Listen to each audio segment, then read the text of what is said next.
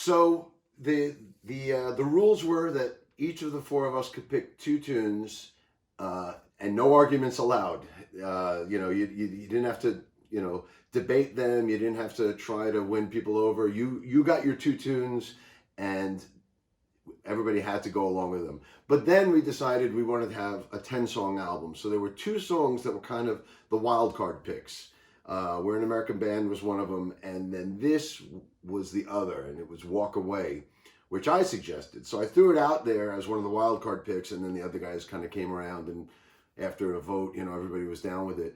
One thing about Walk Away, well, two things actually. First is I covered this with the Winery Dogs years ago. When we did the first Winery Dogs album, me, Billy, and Richie recorded like 8 different covers and never ended up releasing any of them. They kind of sat on the shelf. Other than Moon Age Daydream, they all sat on the shelf for all these years. So this was one of the ones I had originally suggested for the Winery Dogs. It didn't get used, so I threw it back out there on the table for BPMD, and finally found a home here with us. But the other thing about this cover is that this is a cover of a cover. I pulled up some old Van Halen club tapes I have, and Van Halen used to do this song, Walk Away by James Gang. They used to do it in their club days, back before they even had any albums out, before they had a record deal. And they did a really cool version where they were like, the riff.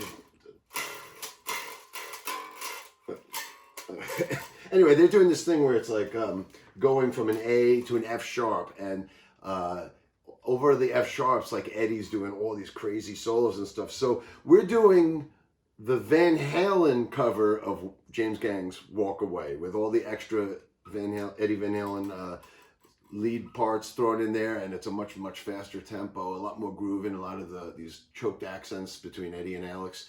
So this is the Van Halen version of Walk Away done by BPMD.